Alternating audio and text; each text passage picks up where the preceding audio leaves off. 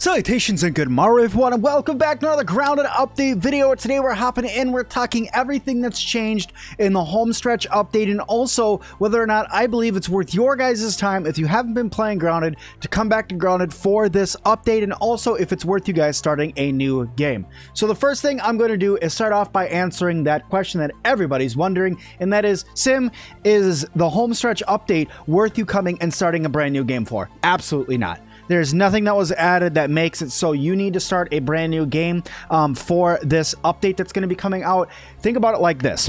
This is the last small update before the biggest update to Grounded ever, and that is the 1.0 update that is going to be adding a ton to the map, and I'm going to show you guys more about that in just a moment here, but that update, I think, is going to be worth all of you starting over if you're looking to play Grounded the way that it was meant to be played by the developers once it hits 1.0. That is going to be the best time to start over. And to answer another question is yes, Sir Sim-Alot will also be starting over to do a full WoW mode playthrough during that 1.0 release. So really looking forward to that. But let's actually load into a game of Grounded, and we'll talk a little bit more about the cookery, the pet gnats, smithing revamps, and all of the other things that have come to the homestretch update, and if it's worth you guys' time to come in and play right now.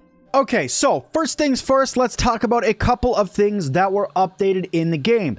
First of all, one of the biggest things that people are very, very excited about was the fact that you could go in here, go into your game settings and change any game to a custom game right up here if you want to. That is going to make it so you can turn off bug raids. You can make it so your pets don't die. You can turn friendly fire on or off if you want to. All of these changes down here, with the exception of a couple of them, because some of them really just break the game if you change them mid-game. So, but with this exception of that, there's a lot of things that you can come through here and change by switching your game over to a custom game by pressing this big red bar that's right here. It actually says, woo! It actually says swap to custom game right there for you.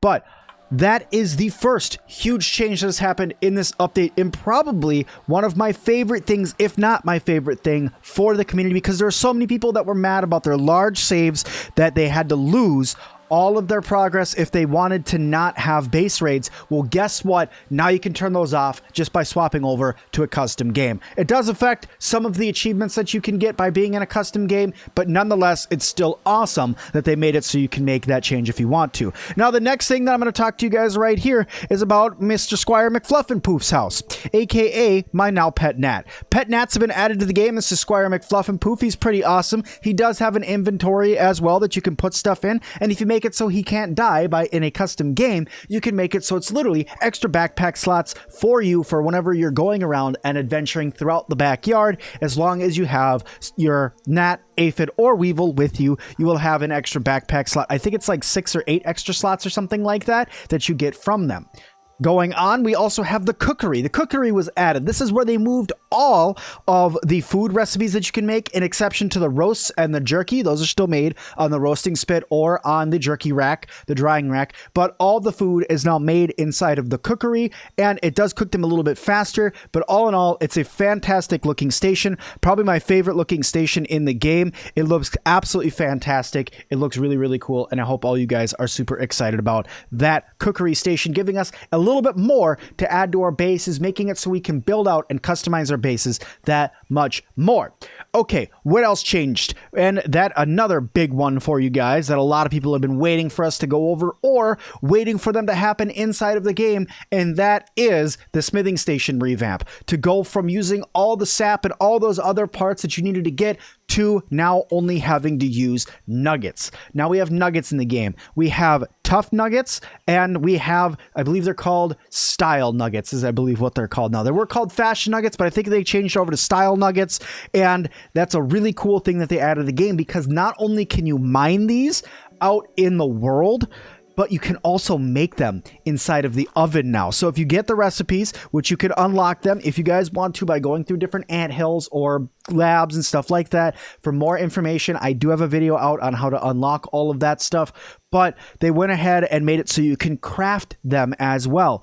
They're a little spendy, a little grindy to craft, but not nearly as bad as the other resources you needed in order to upgrade your gear before. I mean, heck, one one sap and one mite fuzz.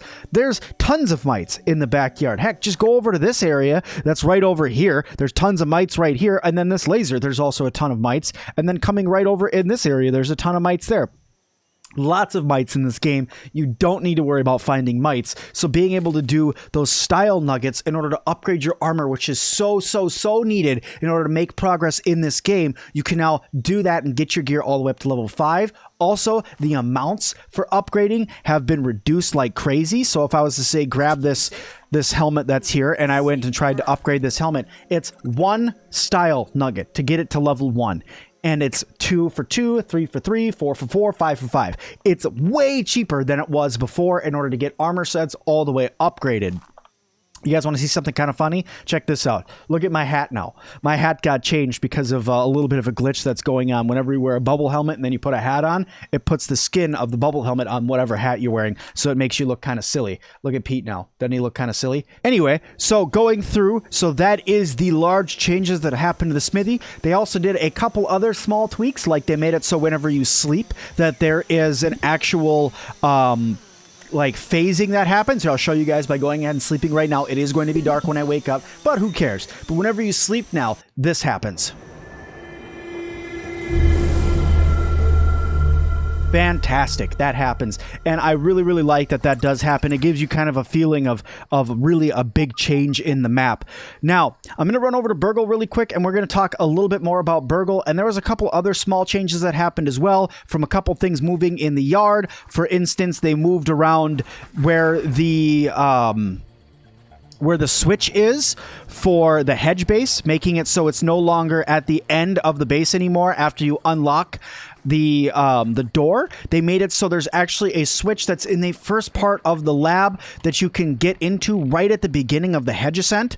There's a switch in there for you now to go ahead and activate the resource scanner to be able to find things in the game. I like this change. It might get a few people lost, but I like this change because it makes it so you don't have to complete the hedge base in order for you to be able to get that resource scanner online, because for a lot of early players, the resource scanner is going to be a huge deal. Maybe what I'll do is I'll go through and make an updated video on all the changes that have happened to the hedge as well before the 1.0 launch. But here we go. Here's Burgle right over here, and you can see that he's actually moving around. He actually has animations now. He moves around, he talks, he interacts with the chips that you give him. See? He interacts with the tables and stuff like that, turns his head around like an owl. Fantastic upgrades. And there was a couple other small things that were changed as well. I won't go over every single thing in this video for you guys, but the last thing that we wanted to talk about, guys, is when you want to go ahead and actually start playing this. If you should jump in right now or wait till it comes out of public test, or what time you should start doing this. Here's my thought. If you guys... It's a two-part answer, really, is what it is. If you are planning on continuing your save even after 1.0, wait until maybe like a week after it comes out of public test to play it and get into it, because there's not too much inside of this update other than needing to build some new stations and stuff like that. If you're looking to start a new game around that time as well. And by the time you get to the point, if you don't play every day, if you put in a couple hours a day, by the time you get there, we should have the knowledge of what's coming out in 1.0, if not 1.0 released, because I do believe that this update is going to be coming out next week, because with the new shared game system that they added, allowing you to share your game to others and have others host the game, so you can literally send your save to somebody else, they can load it, they can play it, they can do upgrades to your game, send it back to you, and then you can play it just like that, and you guys can play together, and all of that fantastic thing that was added for those of us who play multiplayer, that is. With that system, they need a little bit more time to test it, so that is where we are with that. So is this worth you guys coming to before the 1.0 update? If you haven't been playing Grounded, I don't think that there's enough here. If you guys haven't been playing Grounded yet, I think that if anything, you guys should just hold on a little while, wait until 1.0 is going to come out, because 1.0 does come out on September 27th. But guys, that is it for this grounded update. I hope you guys are all super excited. I hope that this gave you guys enough information on everything inside of the home stretch update, everything that was added, my feelings towards things, and all of that. But thank you guys all so much. Please don't forget to go down and leave me a comment down below. While you're down there, if you could hit the like button for me, that'd be absolutely fantastic, or the dislike button. But if you hit that one, I ask you to go down in those comments and let me know why you didn't like the video. And also, don't forget to subscribe. And as always, I'll see all of you guys in the next one.